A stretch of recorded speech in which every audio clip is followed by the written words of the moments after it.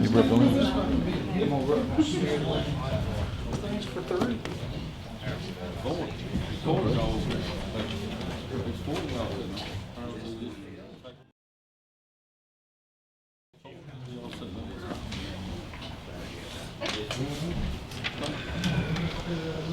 Things will show on balls. Yeah, she'll be. Zoom in on these balls.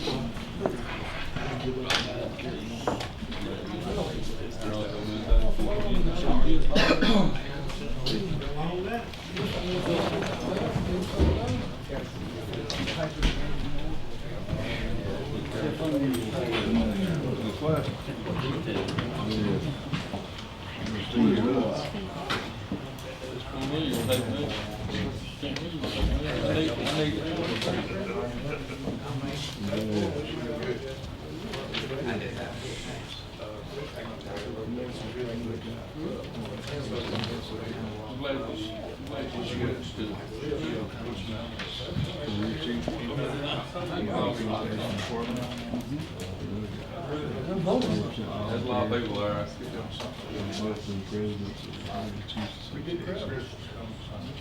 Nice place.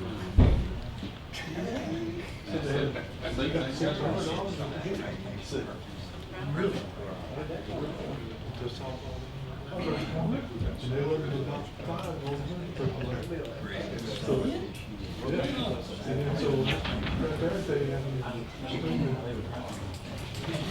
Play again tomorrow.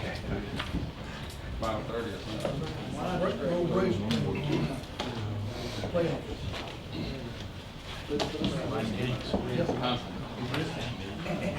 You ever played it now? Well, come back to 2, you don't know nothing about that. What? Come back to 2, you don't know nothing about that. You need to come down there.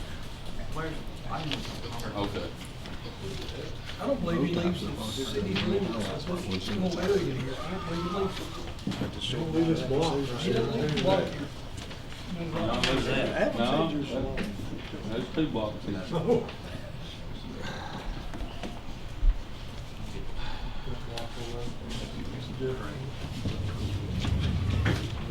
And he drives him where he goes. I don't know why he doesn't walk a little bit.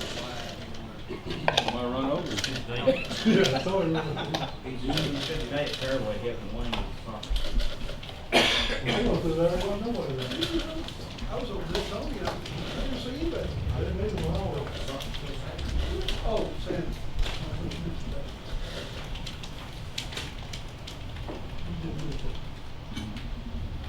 Were you refereeing? Ken. Is it Ray Call?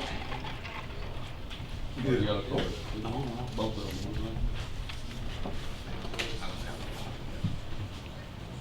You refereeing that one? He used to play in college. In a real. That's a long time. It was a long time ago. We had square balls then. 2 rounds. We put together a senior league.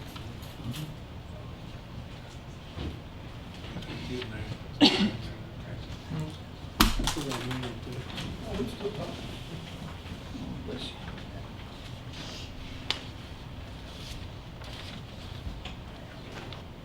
Oh, Mr. Wright, yes.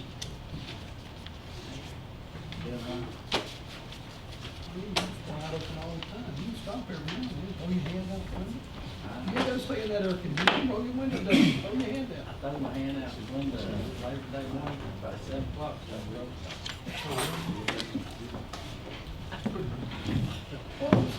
Not normal for you. Something's wrong here. Somebody's told his truck.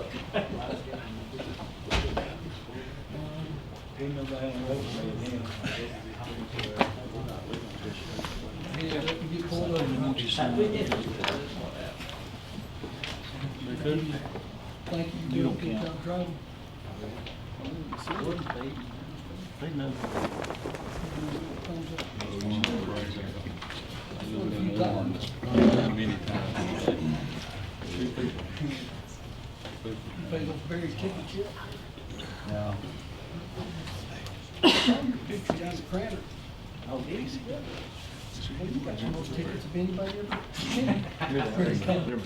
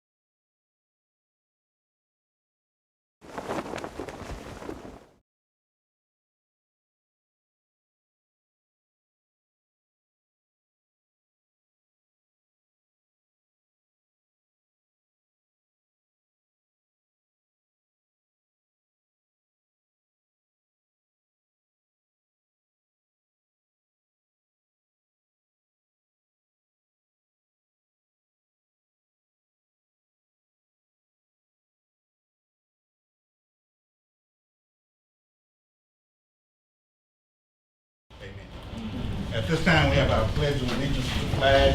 I'm going to ask Councilman Martin to lead us in the pledge. To the flag of the United States of America and to the republic for which it stands, one nation, under God, indivisible, with liberty and justice for all. At this time, we'll ask the council to look over the meeting agenda, and if there are any things we need to add or delete from the meeting agenda, please do so at this time. Or change.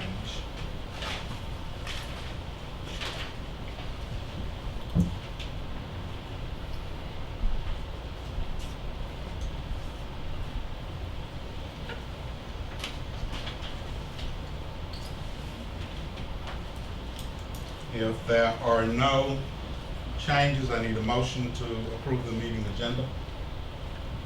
Make a motion there. Have a motion from Councilman Parrish to approve the meeting agenda. Need a second.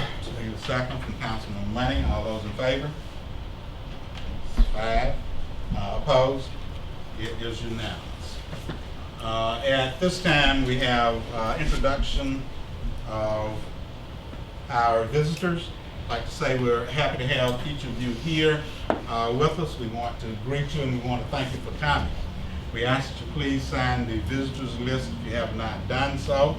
And we need your name, address, and your reason for attending.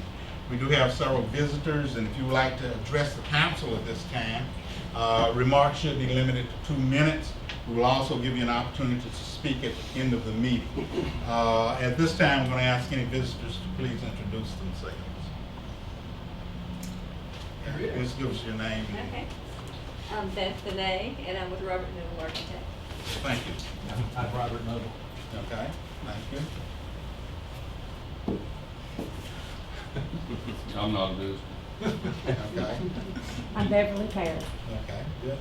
And if you have something you'd like to say at this time, please do so. Go ahead. Jennifer Petersky, Okay. Smart Spark Option Case. Jeremy Petersky. Kenny Fuquay with Santec Waste Services, just here for the bid results for the solid waste. Okay, thank you. Mike Wright, Wright Sanitation. All right. Christine Thibodeau, with Rice. And we do have some of the media with us. If you'd like to introduce yourself, please. Casey Bryant, Auburn, Georgia. Okay. Jason, Levi Burton. And Dan Lewis. okay. Glad to have all of you here with us. We have our staff also. If any of the staff would like to introduce themselves. That's fine. Thank you. Glad to have each of you here. I know some of you will participate when we have our discussions here, and we'll ask you to do that at the proper time. We do appreciate you being here. I'd like to give announcements at this time. We do have September and October events coming up. We will have our Main Street person to do that for us, Ms. Locklear. She's going to give that, so I'm not going to do those. I do want to thank everyone for attending events and things that we've had in the last month. We certainly appreciate you being there, appreciate all of those things that you've done. We do have regular council meetings on the second Monday of each month at 6 o'clock, and we do invite each of you to come. At this time, we will have reports and presentations, and first of all, we have Main Street. Ms. Locklear. Thank you, Mayor. I'd like to begin by going over the highlights for the past month. Of course, we've done our monthly reports, our monthly meetings where our board meets and our committees meet. But some of the highlights that we did have over the past month is I was the guest speaker for the Modern Woodman meeting inside the Summerville Depot. And following that meeting, Modern Woodman wanted to recognize our Summerville safety. So they recognized the police and the fire department by presenting them with some care bags. We also were the recipient of a $500 grant from Modern Woodman, and those funds were used to build a decorative fence around the dumpster outside of the depot to make it just a little more eye-appealing for the tourists and the public when they come to the depot. We also hosted the Nutrition Education Planning Meeting for Summerville and Chattooga County inside the Summerville Depot. Some of the topics that were discussed were the New Wave Farmers Market and Community Gardens, ways to get Chattooga County more health oriented and having nutrition for our county. We had a very productive meeting with the Tennessee Valley Railroad Museum concerning the 2016 Summerville Santa Special Train Rides, as well as the 2017 train excursions. We are working more on a collaborative effort as partners in all ways, and looking forward to the fall, Christmas, and the 2017 season coming up with the Tennessee Valley Railroad Museum. Upcoming events that we have, I've got a brief, very brief video if we can watch it just for a moment. We have the Bike Ride Across Georgia coming up. It will be coming to our community this Friday, September the 16th. And the Bike Ride Across Georgia is the second oldest bike tour, or bike establishment tour in the world. It attracts riders from all over the United States. Emma. It may not come up. But Georgia recently joined the U.S. Bike Route System, and they've developed U.S. Bike Route 21. The Georgia DOT, the Atlanta Falcons, Northside Hospital, and Bragg are hosting the inaugural ride for this Route 21.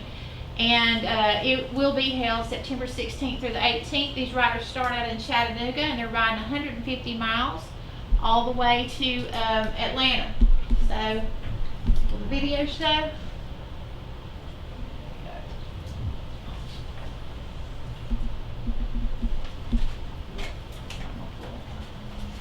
Okay. All right. But if you go onto the City of Summerville Facebook page, you can watch the video on the City of Summerville Facebook page, and it does highlight Summerville, Georgia. It was quite nice seeing Summerville, Georgia's logo and name up there along beside the Atlanta Falcons. Some big names up there together. But we are expecting our visitors to come in around 12 noon on Friday. They'll start trickling in. They'll come in all throughout the day. They will be camping in Dowdy Park. They will be staying overnight as our guests, and they will leave out early on Saturday morning to continue their journey and their tour. While they are here, oh, there it goes. They'll be eating in our restaurants and dining in our restaurants and shopping in our shops. Okay. I don't know if it's going to play. Okay. If it doesn't play, we'll keep going. Other events coming up, we have the Girls Night Out coming up September the 24th, and it will be hosted in the Tuga Dandy Denson Theater. Tickets in advance are $10 each, and at the door they are $12. There will be a fashion show featured, and there will be over 12 shopping booths and services and products for females of all ages. It's just not going to work. That was a good try. But these tickets will be on sale for Girls Night Out here at City Hall. Merle Norman and Gaga's will have tickets for sale. Future Cuts, Mimi's Attic, Wearable Art by Tam.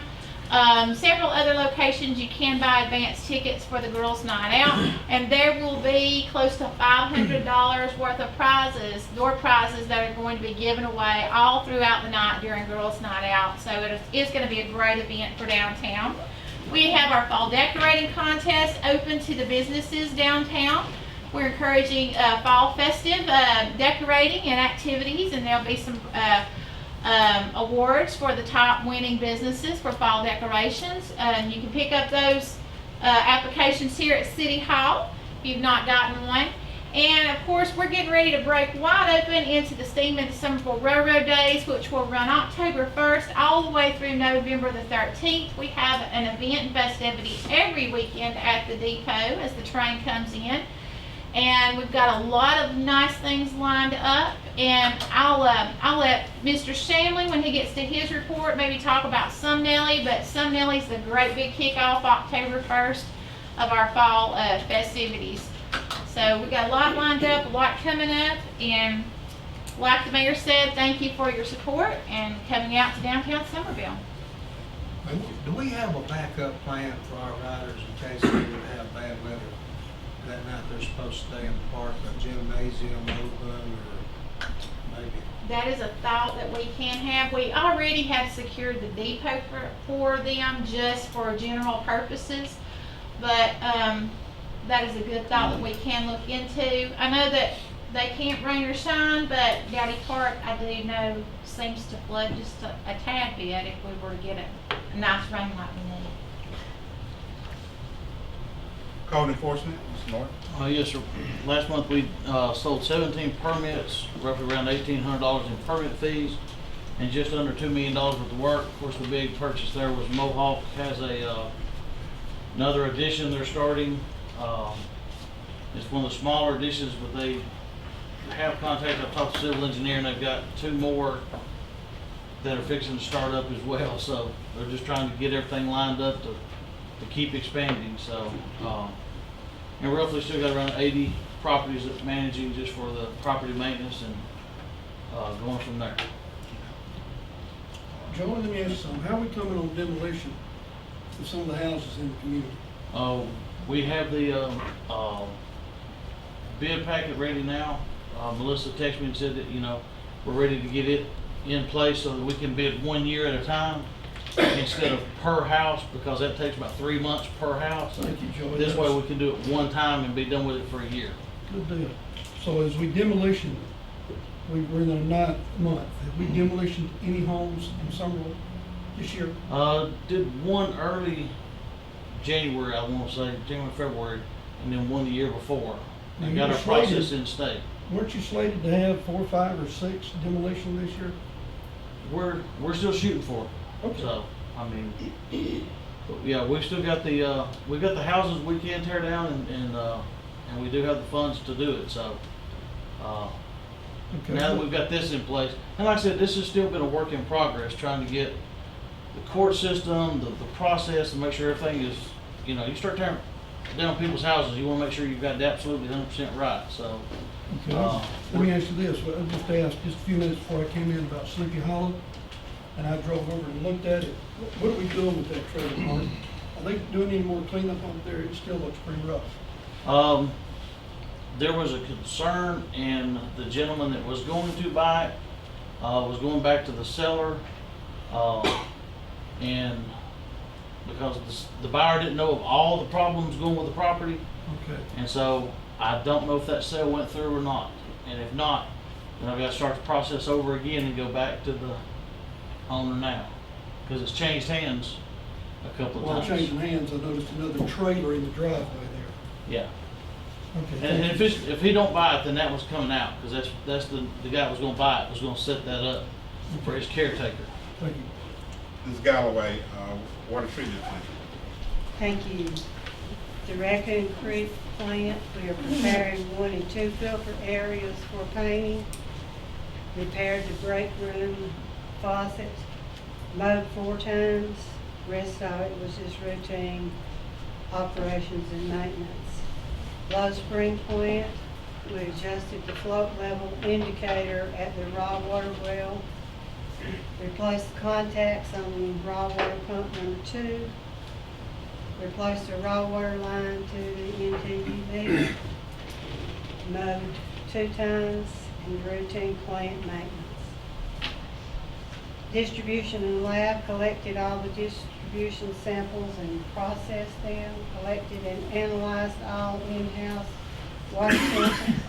All samples tested for bacteria were negative. Water pumped to the distribution system, 65.59 million gallons. Rain for the month of August was 4.5 inches. Temperature high was 97. Temperature low was 63. And our safety topic for August was eye safety. Thank you.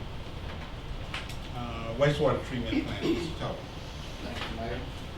For the month of August, the plant treated a total of 26.2 million gallons of wastewater, which averaged out to 0.8 mgd per day, or 800,000 gallons per day. We received 1 load from our septic haulers in town, totaled 1,044 gallons for a revenue of $66.76 for the month. Press ran 9 loads of digester sludge. Resulted in 22 dry tons of sludge being removed from the wastewater plants, which was applied by cross farms during the month. We also recorded 4.7 inches of rainfall for the month. Maintenance-wise, we rebuilt our chlorine feed system for Mohawk's reused water station. Worked on our waste pump, check valve, it's working properly now. Swapped clarifiers and cleaned service number 2. Completed our monthly safety meeting. Had SCADA guys in on a contract deal we've got with them once a month, improving and updating our SCADA upgrades. Installed a new AC unit in the maintenance shop. We got sweat too bad down there. Had to get a new unit put in down there. Get more work out of them that way. Repaired a pad breaker on the belt press wash water pump. Had the water sewer crew in, carried guys to help us repair a busted valve box, water line at the Sept receiving station. And have Hampton Heating and Air in to make some AC repairs to our unit at the main office. Other than that, maintenance-wise, just do a monthly and weekly PMs on all of our equipment. One thing I didn't mention on there, and I should have, is our watershed protection. First set of dry samples we completed for the month of August, and they came back looking real good, real well. Public Works Utilities, Mr. Tim. Thank you, Mayor. The street department worked 45 brush and leaf and debris tickets. Mowed right-of-ways for 2 days, pulled ditches for 2 days, washed and straightened signs for 3 days, patched potholes for 2 days, hauled 41 loads of debris and 4 loads of junk for a total of 45 loads at the transfer station, and prepared streets to hot patch for 2 days and swept streets for 2 days. The water and sewer department worked 54 leaks, replaced 4 service lines, answered 14 sewer complaint calls, installed 2 new water connections and 1 new sewer connection, completed the punch list for the meter project, spent 2 days on Highway 27 at Sturgeon Estates relocating the water main for a widening project, and worked 4 days on Mahan Road assisting with the gas main, and 5 days demolishing the reservoir on Hilltop Drive and grading the lot. The gas department worked 9 days, or 9 tickets to include 1 new service, 6 leaks, 2 inspections. They installed the 4-inch main on Mahan Road for most of the month. There was about 5,500 feet installed on that. We worked 429 locate tickets, and then general updates. GIS system has continued to progress. The water meter project is set for final inspection on the 19th. We're in the last mile of the gas main on Mahan Road. We should be advertising the sidewalk bid on Highland Avenue by the end of the month. 5-year gas leak study has been completed, and we added a crosswalk at Highland and Third. Thank you. Recreation, Mr. Chairman. Yes, sir. The Summerville Rec Department hosted the North Georgia Youth Football League preseason jamboree on Saturday, August 27th at Stoke High School. The event hosted 16 teams across the 8, 9, and 10, 11-year-old age groups. This is the first time the jamboree has ever been held at Stoke County. And I'd like to thank Casey and Levi for live streaming all the games all on Georgia. We had a great day and had a big crowd, and kids had a ball. And our rec cheerleading and football regular season started Saturday, September the 3rd. And in our football, we have and cheerleading, we have the age groups from 5 and 6 through 10, 11 years. And our youth soccer regular season started this past Saturday, September 10th. And in our soccer, we have 2 5 and 6-year-old age groups, 4 10 and under, and 2 12 and under age groups. And the Georgia Department of Natural Resources is holding a hunter safety course at the Rec and Club Room October 20th and Thursday, October 22nd for the upcoming deer season. In our building rental, the Cub Scouts meet every Tuesday, car cruisers meet in the Scout Hut first and third Thursday of each month. And the Scout Hut was rented a total of 5 times through the month of August. And we're now in the process of registering for Summerville. This year it's $20 for a space. And it's been free for over the years, but now it's 20. So you need to come on and register now to get your spot. Thank you. Thank you. Police Department. Governor. Thank you. Police patrolled 9,256 miles, housed 34 inmates for a total number of 66 days, issued 117 citations, collected $8,172 in fines, done 56 incident reports, 20 accident reports, answered 824 calls. Our probation department, city probation, collected $5,937.25 in fines. In fees, we collected $2,527. On the state court side, probation collected $10,093.10 in fines and $5,673 in fees. Thank you. Hey, Bo, let me ask you something. We jumped up from $0 to $20 for booth at Summerville? When did that start? You know, we talked about it all last year. We Yeah. kind of, come up with some figures, kind of, call around the other areas and kind of just come up with some were 25, some were 50. We just kind of went to $20 list or something. And several years ago, it used to be $20. Years and years back, it was like 25. First started. When we first started. Will you keep us updated for finding out how many you decided not to come because of the 20, just out of curiosity? I will, but I don't think we'll have any problems because It's always stay, busy. we stay, they're calling right up to death sometimes. How many do we normally have at Summerville? Last year, I think we had 110 booths, 110 spaces. And we usually cheaper than anybody else anyway, right? Oh, yeah. Thank you, Bo. That's good. Fire, Chief Lake. Thank you, Mayor. One thing I want to tell you before I get started is I kind of added to mine just a little bit. I kind of felt like my call volume was all that's kind of ever been told out here. And they do quite a bit more than run calls. So I added a few things to this. It might even rival Susan. But anyway, for the month of August, we had 4 false alarms, 4 structure fires, 1 vehicle fire, 1 natural vegetation fire, 3 outside rubbish fires, 18 canceled en routes. We had 1 that was a nothing located. We had 2 gas leaks, 1 landing zone, 2 public assist, 14 medical assist, 4 electrical smoke or 4 fires, and 24 motor vehicle accidents for a total of 79 calls with an average response time of 5 minutes and 30 seconds. Well, August 15th went to Tri-State Mutual Aid. It was located that month in Cleveland, Tennessee. Training we had for that night was discuss the new features that they have added on their website. And we also finalized the meeting for September, which is the day that we'll pick up the Little Debbie cakes every year for fire prevention for the month of October. On that fire prevention note, I spoke with a gentleman named Dennis Gordon. He is the executive director at the Georgia Firefighter Burn Foundation. Dennis is going to come up October the 13th and speak to the Chattooga High School kids.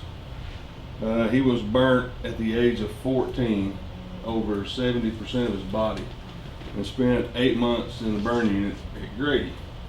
When I met him at the conference this year, and we got to talking about fire prevention, I kind of thought it might work better for older kids instead of the younger kids. So I've got with Jeff Martin, and I've got with him, and he's coming up October 13th to speak. Also, we went to the Georgia Firefighter Joint Conference in August. It was in Augusta. I took a fire chief officer class, and then my sergeant Josh Sheldon came and took an 8-hour class on active shooters. We spent the week there with a gentleman named Kurt Isaacson. He was the keynote speaker.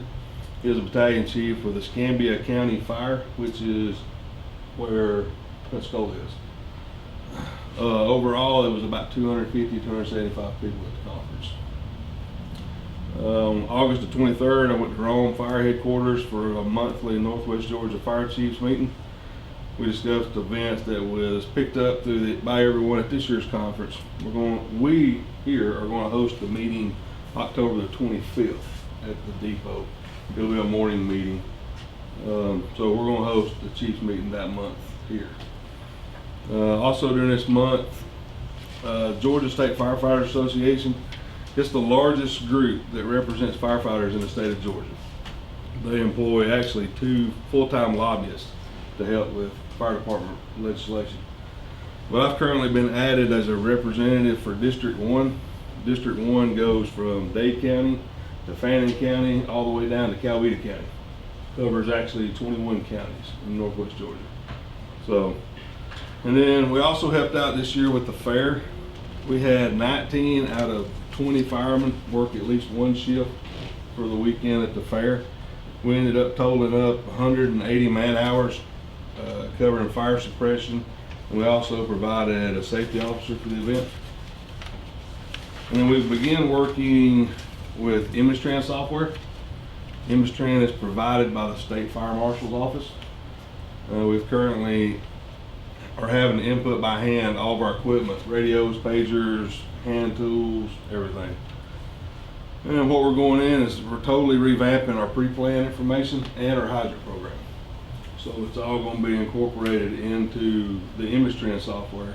And we'll put latitude and longitude of all the hydrants. And then that way we bring a map up on Imagestran for our pre-plans, and it'll show all the hydrants located close by. And then for the month of August, in-house, we wound up with a total of 175 training hours. And to this year, to the date this year, the department itself has accumulated 525 hours of training through the Georgia Fire Academy.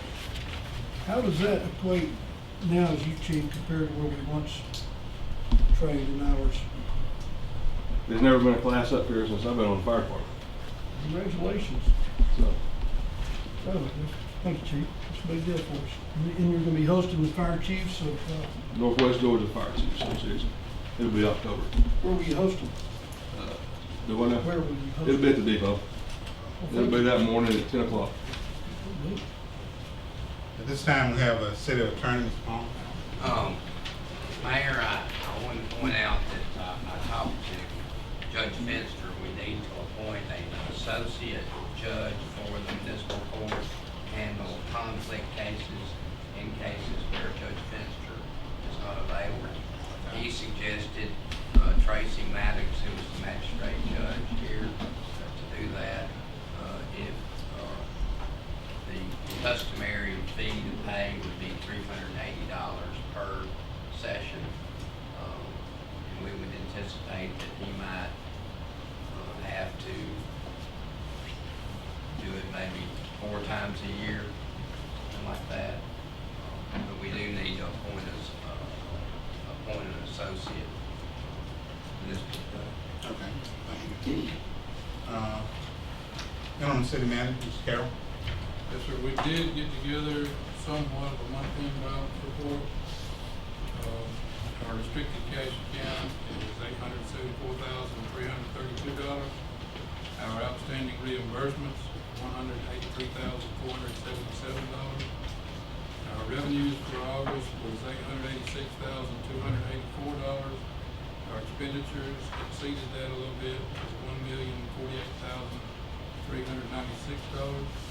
Our year-to-date revenues are $1,629,328, and our year-to-date expenditures are $1,695,305. So we're a little bit in the red for the year. On a good note, we received our letter from Governor Deal, and we have received $500,000 CDBG grant that will be used for phase 3 of the sewer project. The meeting's out. Any other questions for any of the staff? Are those expenditures just a rush on our new year coming out, our year started in July? It is. A lot of expenditures that had to be made. The wastewater plant had a lot of expenditures that they had to get done. Nonetheless, it's August, gas revenue out. All right. We do not have any old business we need to take care of at this time. So we'll go into a new business. First thing we have is approval of minutes from our last meeting. Need, motion to approve those minutes. I'll make a motion. We have a motion from Councilman Ford that we approve the minutes from our last meeting. Need a second. Have a second from Councilman Martin. All those in favor? Okay, 5. All those opposed? It is unanimous. The next item will be to authorize a permit for the Chattooga High School Chorus concert on October the 13th. And Ms. Locklear, I think we have information concerning that. Is that come to? The school chorus would like to block off on East Washington to Economy Street. They really don't need anywhere closer to Commerce Street other than the computer shop back, but I do know that we have to block off from the beginning. They're going to have a little concert with their kids, and it's the same project that they did last year. I know he had sent in the letter earlier for review and approval, and they will do their own cleanup. They are not relying on us to provide anything other than blocking the streets off for them. And that's it. Any questions from council, concerns? Need to have a motion to authorize a permit for the Chattooga High School Chorus concert on October 13th. I'll make a motion to authorize the permit. Have a motion from Councilman Ford. Have a second from Councilman Money. All those in favor? All those opposed? None opposed. It passes. The next item of business is to authorize a permit for Smart Spark Hobson Hayes Block Party on October the 14th. Says that we should be getting more information concerning that at the meeting here. Can you give us? Yes, sir. We were supposed to receive a certificate of insurance for alcohol, serving alcohol. I think have that, do we? Originally, alcohol certainly we'd like to be approved for it. We sent our certificate or our insurance information to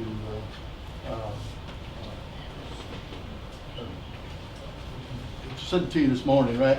You've got not the certificate, but the letter from the insurance company that covered that will be covered. But today, really, essentially, I'd like to be just approved that happened at the block party, and come back later in the next meeting for the final approval with the alcohol certificate in hand.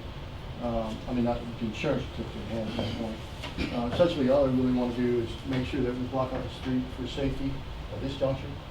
We're expecting about 300 people for this particular concert.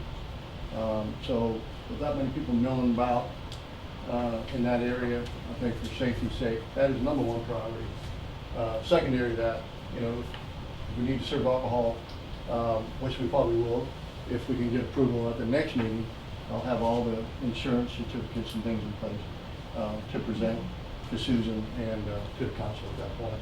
Unless, as the insurance company said they would have it by Friday, if you want to put a stipulation on that we give it to you by Friday, that's fine as well. With the council, we can do that, or I'll be glad to come back to the next meeting for the alcohol permit. I did receive an email from Jeremy today, and he forwarded me the information from his insurance broker, and upon receiving the email, I called the insurance broker and spoke with him.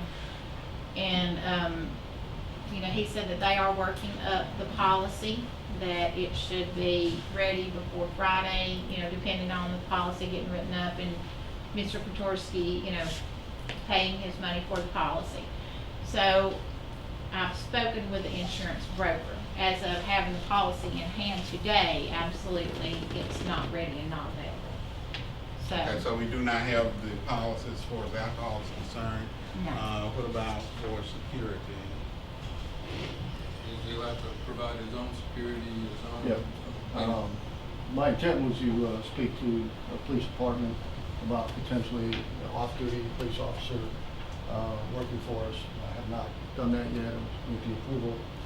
My intent is to have at least 1 or 2 officers off-duty at the concert. Any other questions from the council? What kind of concert was this? We have 3 different bands. One name is Loxley. She brings about 4 band members. We have another band called Hunting Goliath. They both of them have a pretty big following out of Birmingham, Alabama. Rock and roll. That Friday night. Saturday night. Saturday. 14? Yes. Friday night. Friday night. Wait, which one is, the concert is on the? 14. Oh, okay, the concert's on the Thursday, so. Oh, yes, Friday 14 is night. Friday night, I'm sorry. You're competing with 2 home football games. Yeah, we're aware of that. We do that just about every Friday night.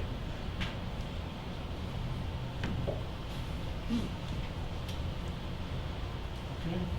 Tony, you recommend? We could approve it contingent upon The insurance policy? and We'll have the you guys insurance. know when he gets it. What about alcohol and permits and all that? You all are. Oh, can do yeah. that, right? Yeah, I'll bring that to the council or see whether I need to, for the next meeting, or on contingency. If we do it on contingency. Yeah, we can have that by the end of the week. I don't see any issue with that. Tony, why don't you get a punch list of what needs to be done, and once he makes that, we're good to go. I'm willing to go ahead and make the motion on contingency. Basically, all he needs is that certificate of insurance. Okay. You game for it? You want to give a motion? I'll make the motion, Kevin. Move forward with Smart Start. Contingency on the insurance coming forward in the proper time. Tony, that you see necessary. Second. We have a motion and a second that we do approve the block party for Smart Spark contingent upon the fact that they do get their insurance and have everything else in order as far as security and those things. Have a motion by Councilman Parrish, second by Councilman Money. All those in favor? Those opposed? It passes 5-0, and that will be contingent upon having insurance and other things in place. All right, thank you. Let's rock and roll.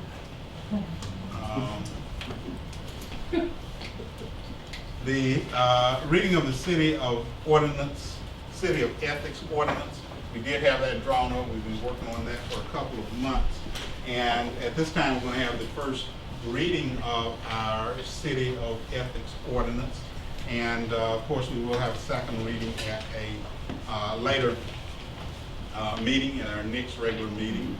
And the first reading for this ordinance is, we have ordinance number 2016-3-2-81, State of Georgia, County of Chattooga, City of Summerville. This is an ordinance to amend the Code of Ordinances, City of Summerville, Georgia, to provide a new code, section 2-81, on ethics, to provide for penalties, to provide for codification, to provide for severability, to repeal conflicting ordinances, and to provide an effective date and for other purposes.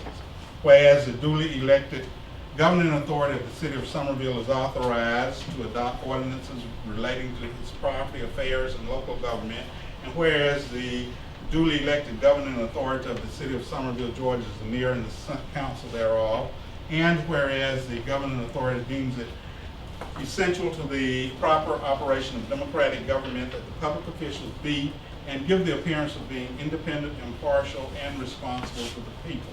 That governmental decision and policies be made in the proper channels of the government structure, that public office not be used for personal gain, and whereas such measures are necessary to provide the public with confidence in the integrity of this government.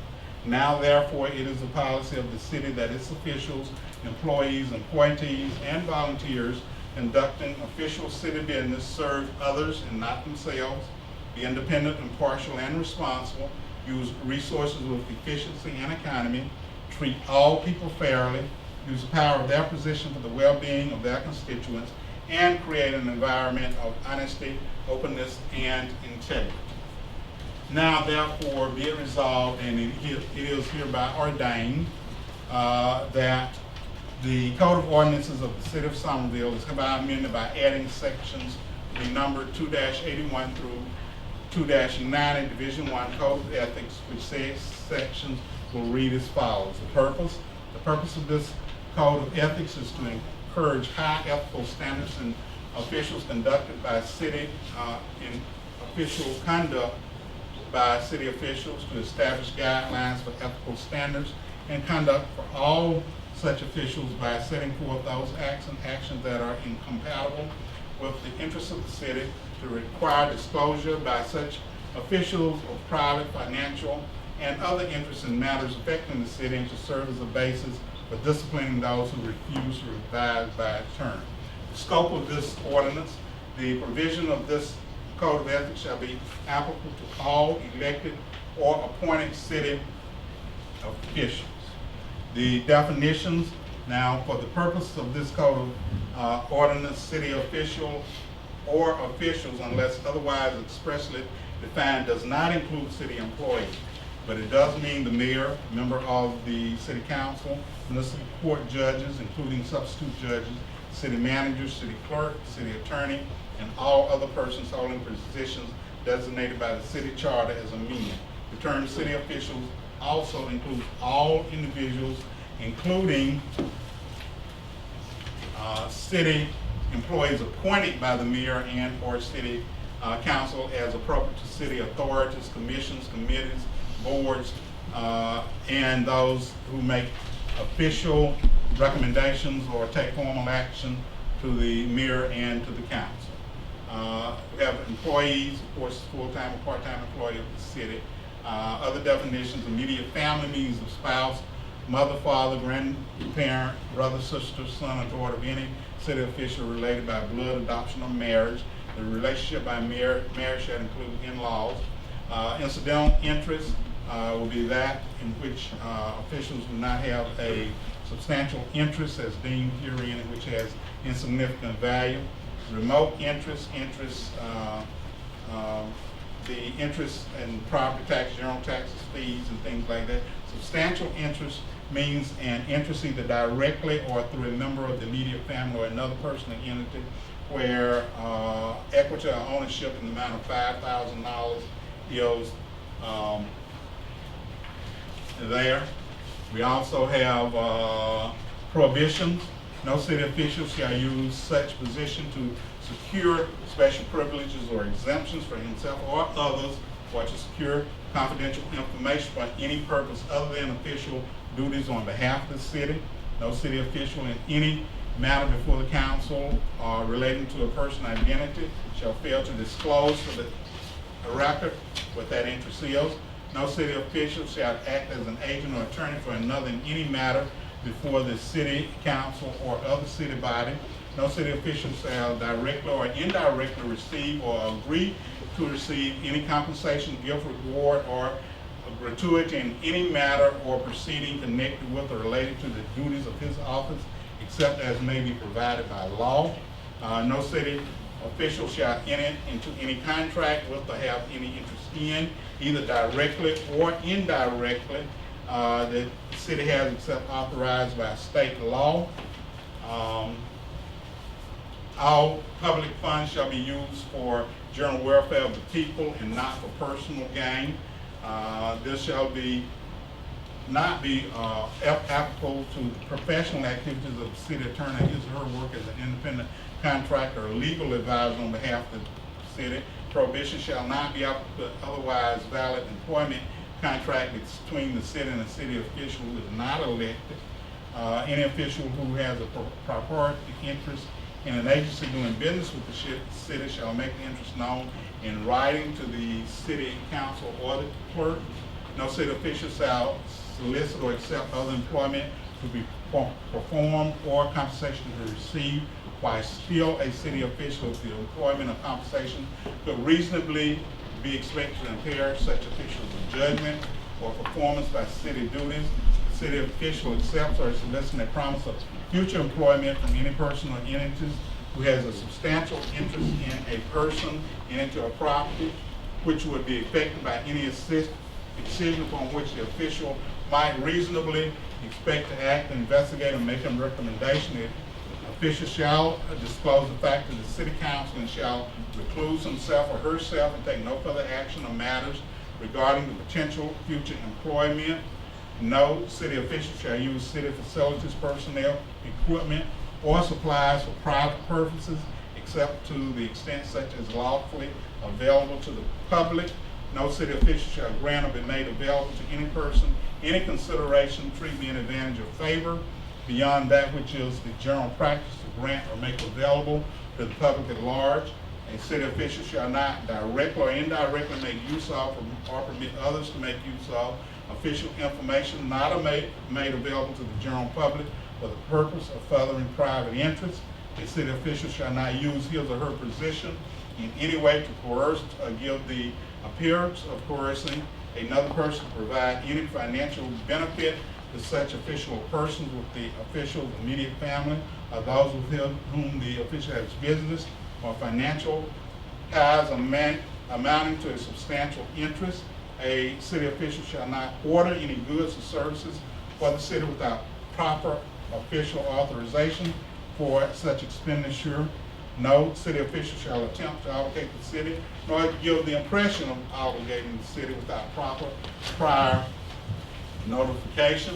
No city official shall draw funds or per diem from the city for attendance at meetings, seminars, training, or other educational events and fail to attend such events without promptly reimbursing the city. Therefore, no city official shall attempt to unduly influence the outcome of a case before the municipal court or the city of the city of Summerville, nor shall any city official engage in ex parte communication with a municipal court judge of the city of Summerville or any matter pending before the municipal court of the city of Summerville. We also have a section on conflict of interest. A city official may not participate in a vote or decision on a matter affecting an immediate family member or any person, identity, or property in which the official has a substantial interest. A city official serves as a corporate office, a member of the board of directors of a non-profit entity must disclose their interest in said entity to the mayor and council prior and proper to participating in a vote or decision regarding funding of the entity by and through the city. Where the interest of a city official is the subject matter of a vote decision is remote or incidental, the city official may participate in the vote or decisions and need not disclose interest. Board of Ethics. The municipal court of the city of Summerville shall hear and render decisions on all proper verified complaints filed under this ordinance and shall act as the ethics board. Receipts of complaints. All complaints against city officials shall be filed with the clerk of the municipal court of the city of Summerville, and upon receipt of a proper complaint, the municipal court clerk shall forward a copy of the complaint to the city officials or officials in the complaint within no more than 7 calendar days. All complaints shall be submitted and signed under oath and shall be legibly drawn and shall clearly address matters within the scope of this ordinance. Upon receipt of the complaint, the court shall review it and determine if the complaint is justified, and the court shall investigate the complaint. The municipal court is empowered to conduct investigations, to take evidence, and to hold hearings to address the subject matter of the complaint.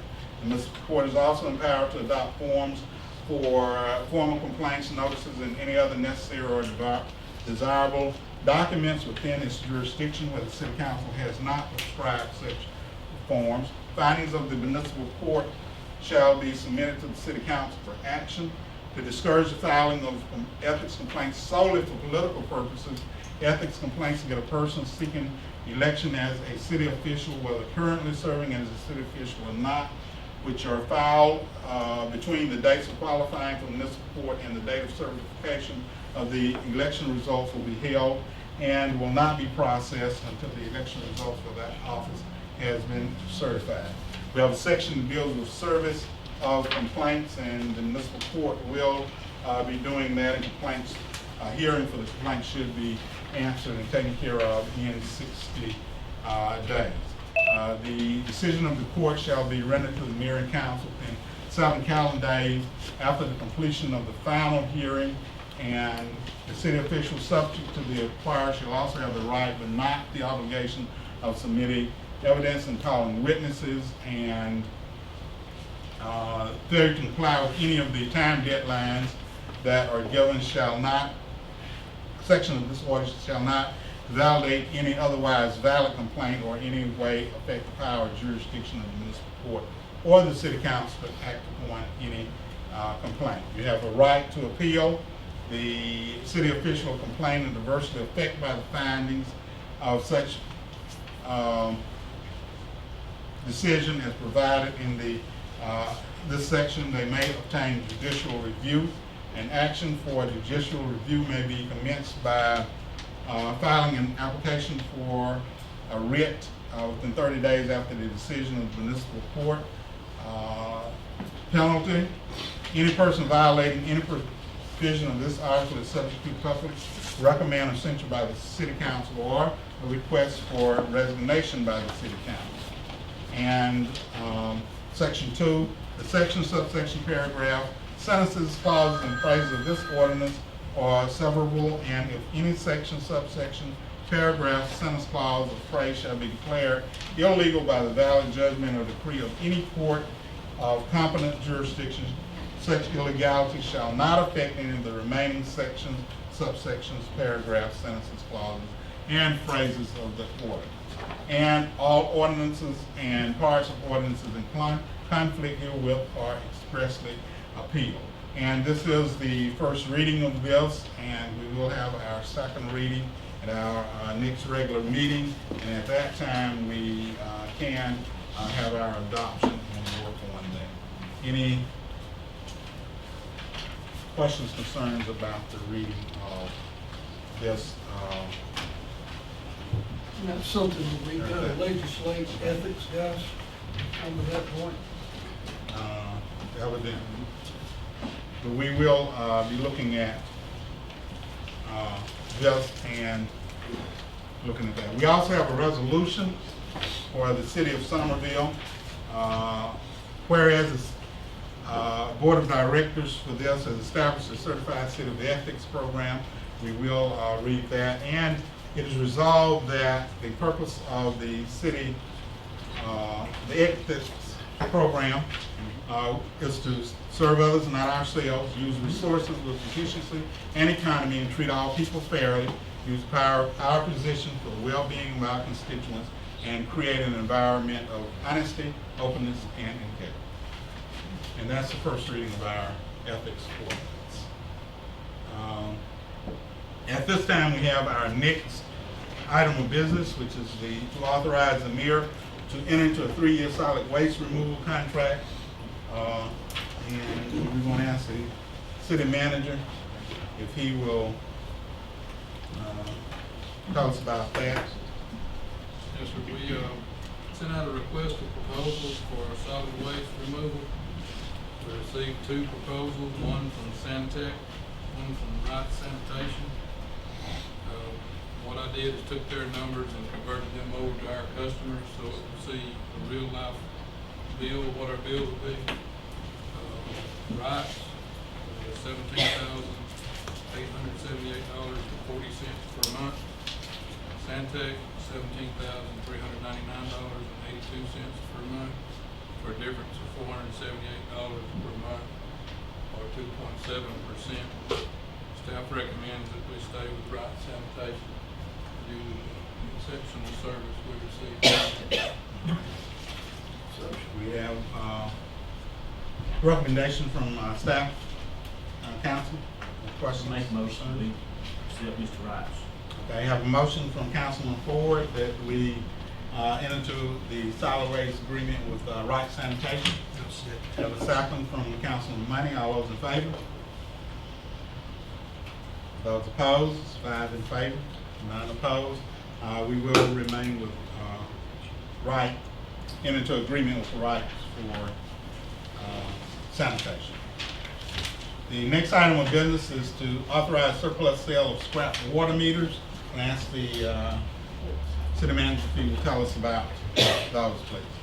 Yes, sir. We've probably got 4,000 water meters, 4,700 old brass water meters. We would like the approval to sell those in surplus property. Okay. We have a motion from Councilman Parrish that we authorize the surplus sale of those scrap water meters. Need a second? I'll second. Have a second from Councilman Ford. All those in favor? Those opposed? None? Unanimous? Approve the purchase of a zero-turn lawnmower for the Recreation Department, $6,556.96. This will be coming out of spots probably. If you, any other information you need concerning that? We got, how many prices did you get, Mo? Got 3 prices. 3 prices. The low price was from North Georgia Equipment Sales, $6,556.96. Is this a commercial mower? Yes, commercial. This will be the second one. I mean, how many do we have right now? We have one that was 2 years old, but this one here is the one that we talked about back during the budget. Okay. All right. I'll make a motion we purchase the mower. Have a motion that we approve the purchase of a zero-turn lawnmower for the Recreation Department from North Georgia Equipment Sales. And need a second. And a second from Councilman Martin. All those in favor? All those opposed? It is unanimous, none opposed. 5 in favor. The next item of business is discuss tearing down the old garage building on Henry Street and replacing it with a 48-foot by 50-foot metal building to be used for storage, records, and equipment maintenance. The amount that we were looking at, or half of that, from Bendini Construction. This was not to exceed $35,000. I guess that's we tear down and put up. And you want to talk to us just a little bit about that, Tom? The old building, garage building there is an eyesore. Everybody's seen it. We'd like to tear it down, either build it back there or in another location. The price we got from Mr. Bandini, which we need to get more prices on, was $31,331.75. Figure it's gonna cost at least $3,000 for concrete work and all in all, scrap material. Have a discussion of this at this time? What's the main purpose of the building, just for the record keeping? Part of the building will be for record keeping. Right now, the entire building is a garage. The guys use it to service their equipment. And they're parking a roller and a sweeper in there right now. They keep a few smaller pieces of equipment. What across the street up there? You see that other equipment, there's not room for that over there? Storage equipment? It's full. Can we not clean that up a little bit, Terry, and make way for what we need to do over there? Looks like we got at least 20% of it, 25% could be cleaned out from over there. Think we could make the way happen You're talking about inside the fence? inside the fence area. You just have to look at it. I don't know if there's no proof of building inside there or not. But we'd be willing to look at it.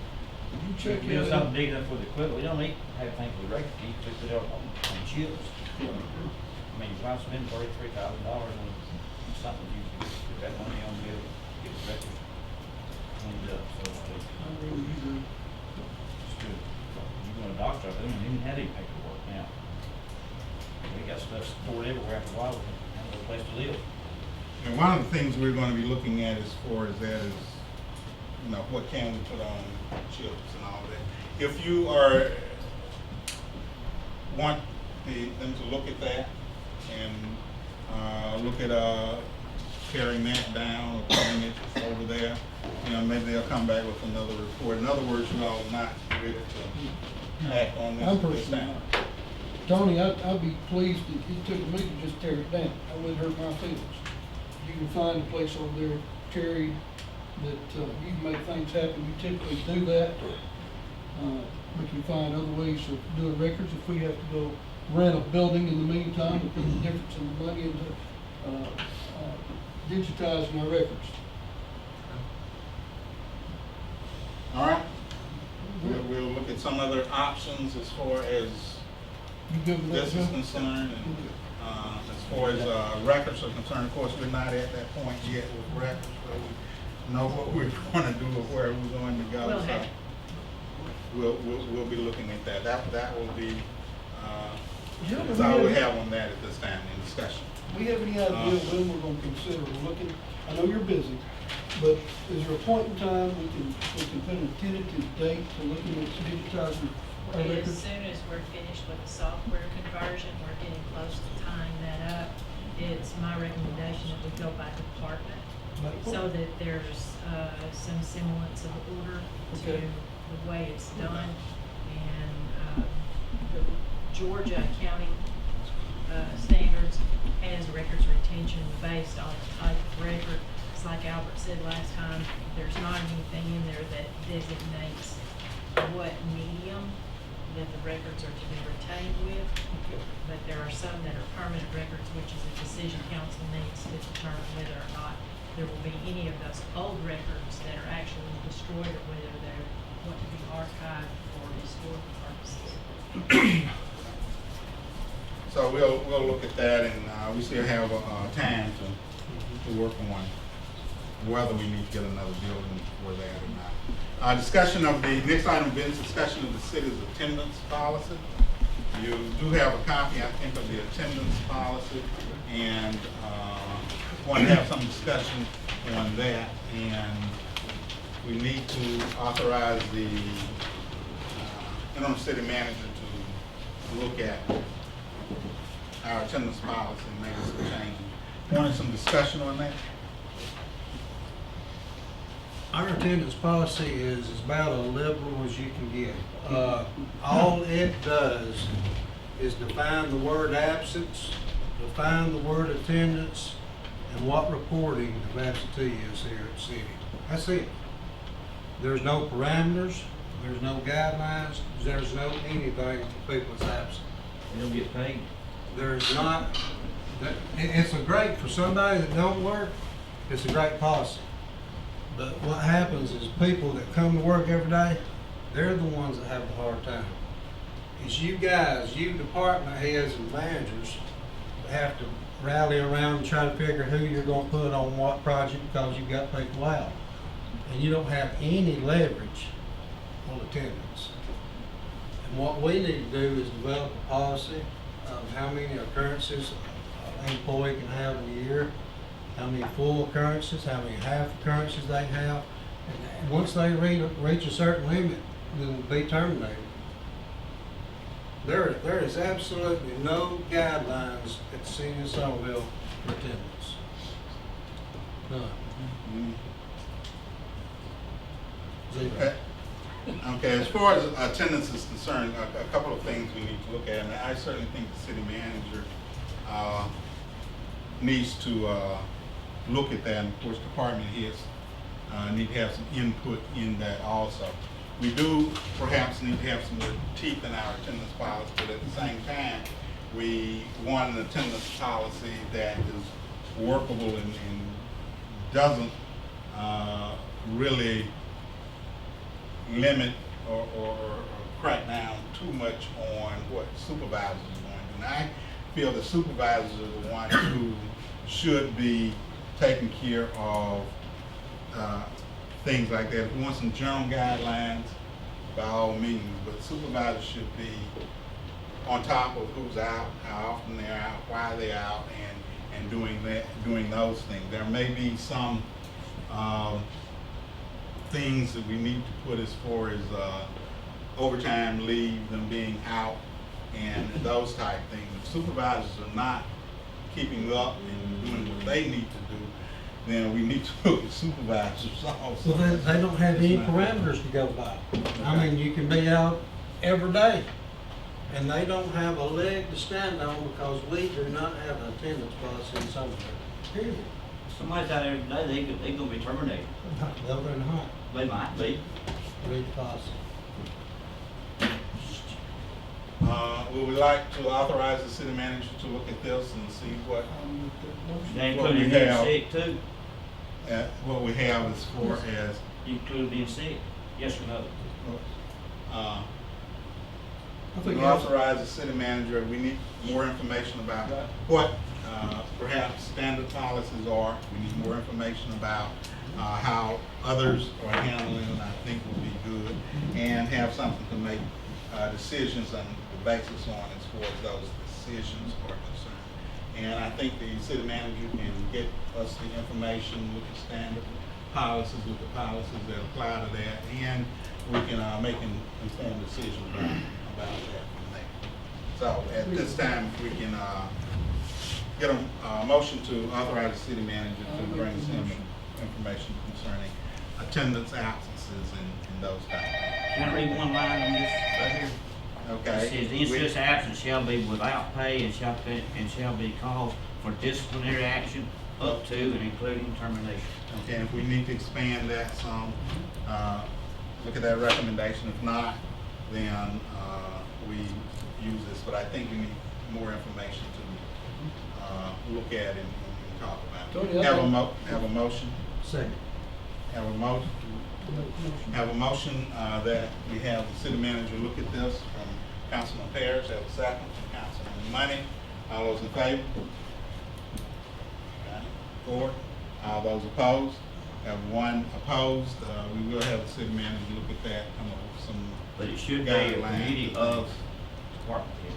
Okay, we'll have the city manager look at that, and if we need to do a committee, we'll do that at a later date. At this time, we have him looking at those. Okay? Tony, can we anticipate that you'll look at some of the GMA, some of the, very similar to what we hear?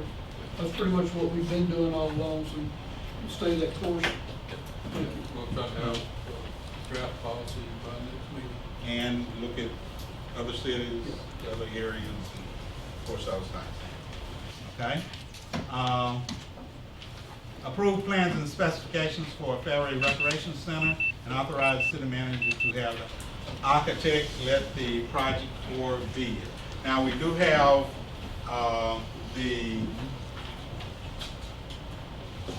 plans for the project, and Mr. Noble and his staff, they've done an excellent job. It looks wonderful, and we may have some questions or something at this time. We want to talk a little bit. Do you have anything you'd like to add to that? I don't know, I looked through the plans and they look great to me.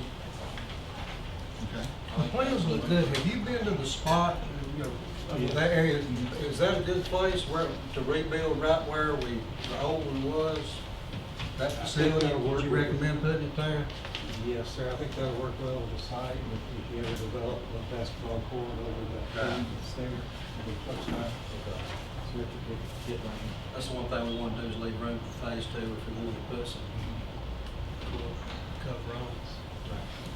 And we do have copies of the plan. Are they back there? Or? They're on the podium. Okay, they're on the podium back there. Anyone that'd like to look at them? Like to have those, a copy or a rendering of that at the Recreation Department after tonight's meeting. And any other questions that you have? Questions?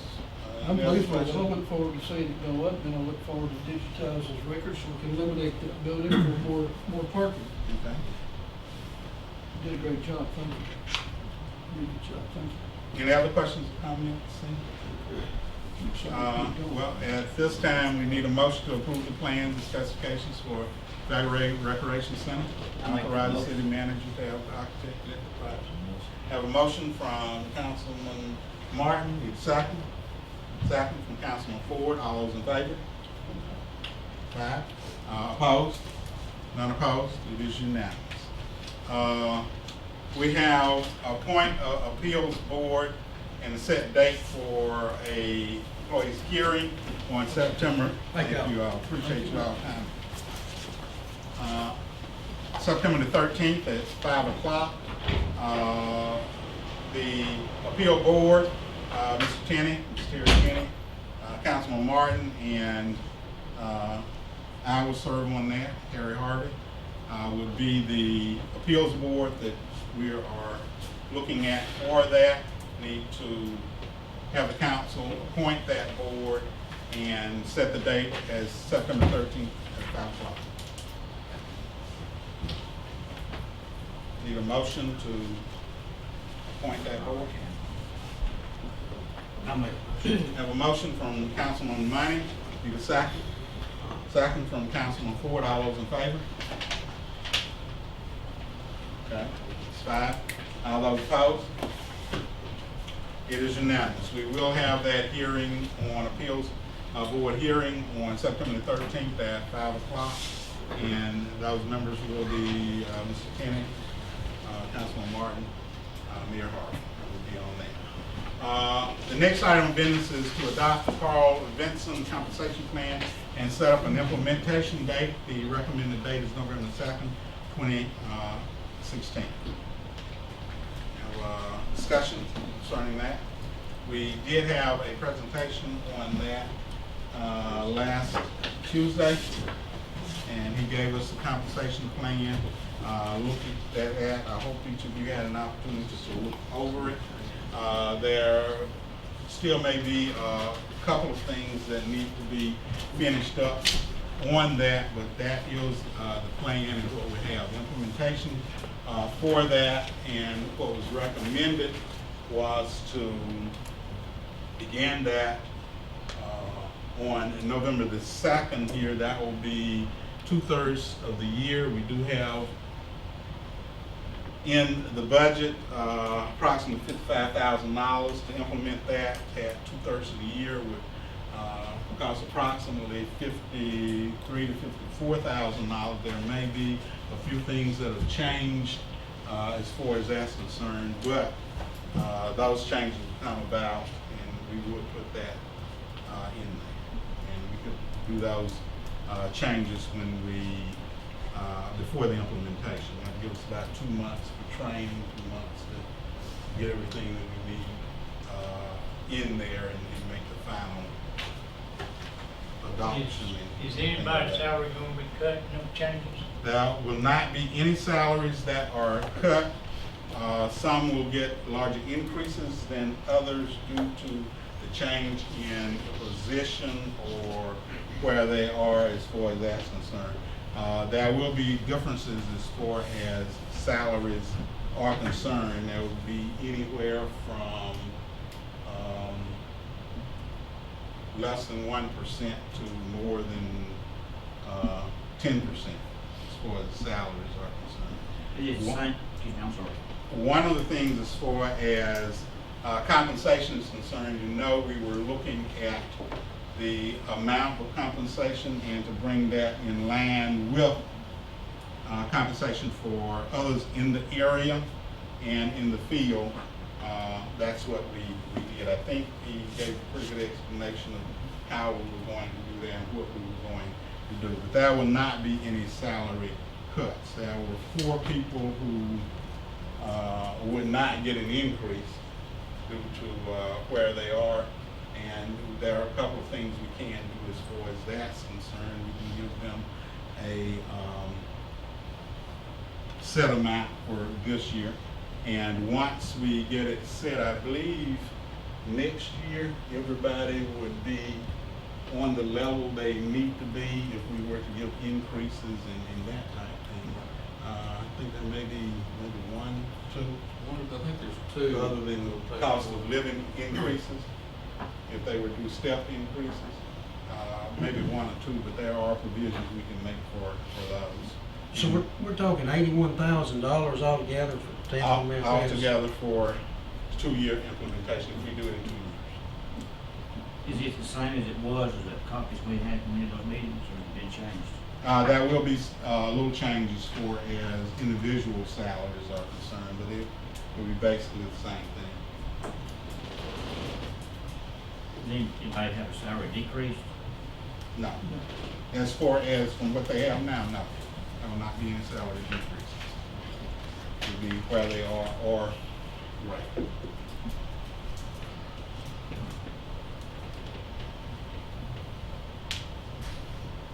When we get a copy of that, so we can.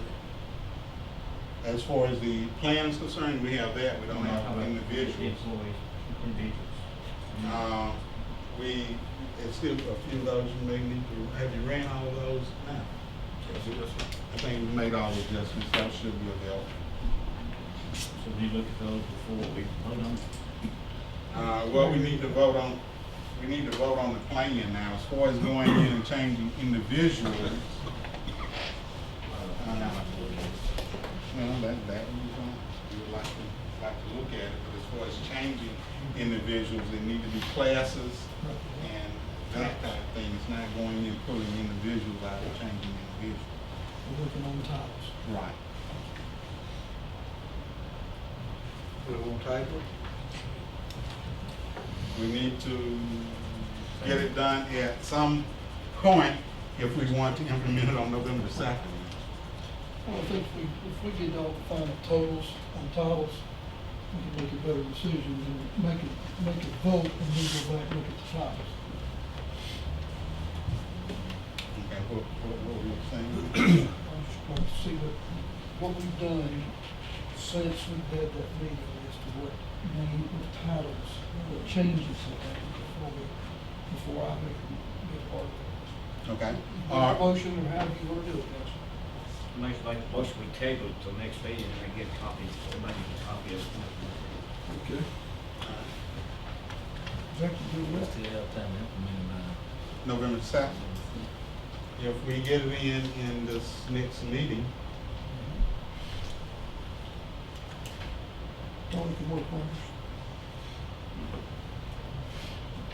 this. need a motion? Motion to table. I'll second that. Okay, all those in favor?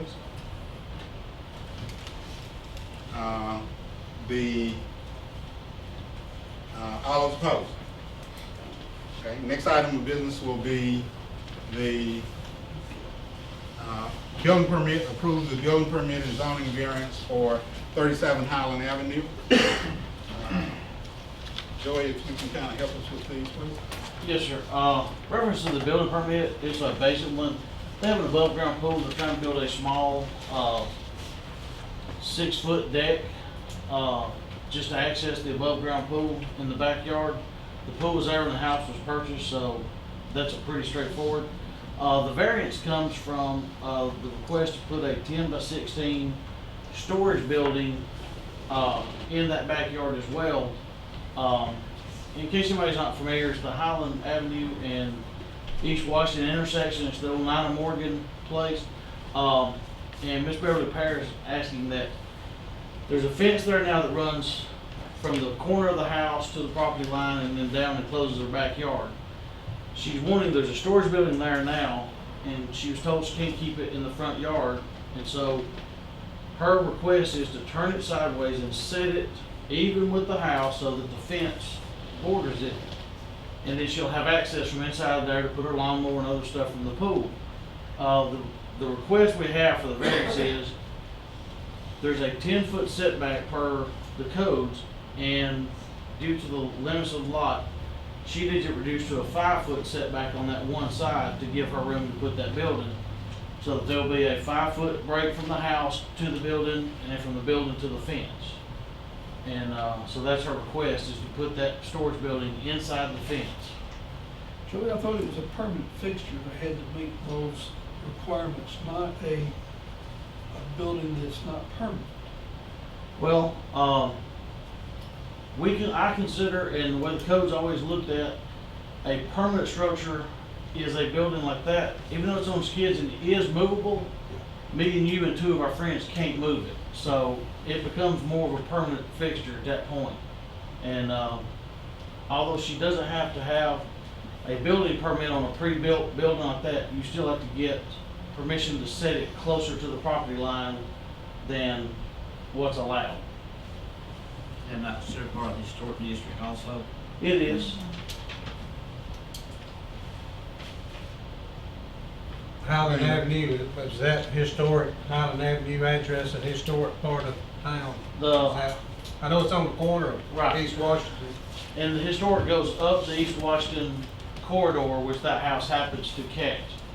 And it turns there and catches part of the cemetery and then goes on up and around the curve. But it is part of the historical overlay. But you can't have storage buildings in historical overlay. I mean, it doesn't prevent it. Let me pass the picture on. Oh, they all know where it's at? Try to explain what we're trying to do. I'm good with it personally, guys, we put it inside the fence area, turn it around where she's got her front yard to herself. And she's accommodated, she's left a 7-foot fence on that end, so that basically all you'll see is the black metal from the roof of it, and then the fence will go up to it, so. It looks fantastic over there. Y'all done a great job. Not much of a yard to work with. Not- Good luck with not putting this bad. big building in there. Not the back at all. Put a diving board on the top of it. Any other questions? Don't get right, yes. No, you're right. I'm good with it, John. Need a motion to, approve the building permit and zoning order. Make a motion to approve. Have a motion that we approve the building permit and zoning order variance for 37 Highland Avenue. Have a second from Councilman Parrish. Have a motion from Councilman Ford. All those in favor? All those opposed? You been invited swimming over there now? Yes, sir, It is absolutely. unanimous. And Mayor, just for qualification, I do have both residents that touched that. They were notified personally of tonight's hearing, and so neither chose to show up and oppose it, so they're not part of it. All right. Congratulations. Thank you. The next item of business, approve the building permit for 249 East Washington Street. And you want to tell us about that? Yes, sir. This roof was damaged several months ago. Tree broke and hit the corner of the house. It's right across the street from our house. It's there on East Washington and Highland. It's the red metal roof. The lady went round and round with the insurance company. I wrote her a letter and told her she had to fix it. And she's like, I'm wanting to, but the insurance company's dragging their feet. Well, they finally wrote her the check. She hired the contractor, and he has now fixed it. But it's a formality. We have to come before, for roof repair. I told them I wouldn't wait until the next council meeting. As long as we can get it fixed and get water from going in that house, that's what we was gonna do. And, but it's a simple repair, just for the cornice and the roof. All right. Discussion? Make the motion to approve the building permit. I have motion from Councilman Ford, second from Councilman Martin. All those in favor? 5. All those opposed? It is unanimous. Hey, Joey, is there a way we can get the shingles fixed in downtown Summerville on the county office there? I've been writing letters there for 4 years and hadn't got it fixed yet. I'm still What can holding we out. do to expedite If that? we could, Write the county tickets. we could go on with this.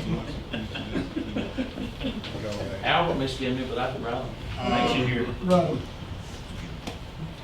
The next item of business is to approve the building permits for 123 Northwest Washington Street. If you'll tell us about that, please. Yes, sir. This is an old historic home there on the left.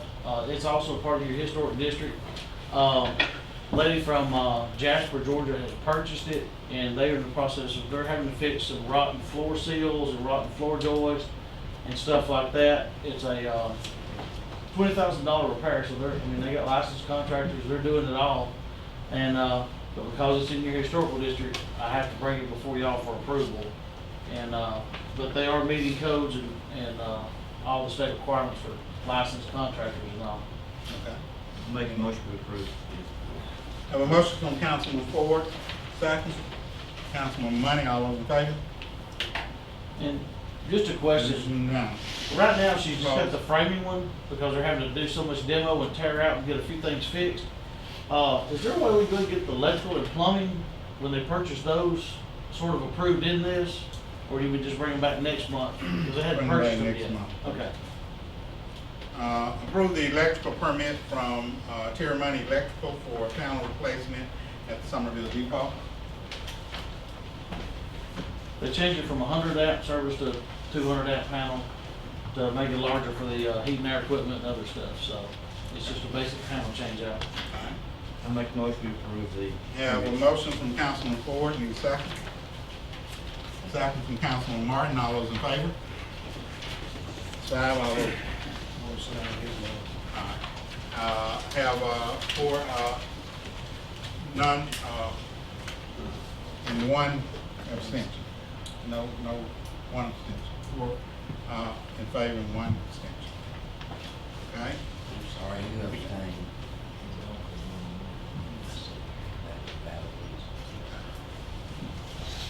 Approve a commercial building permit for 101st Avenue. Yes, sir.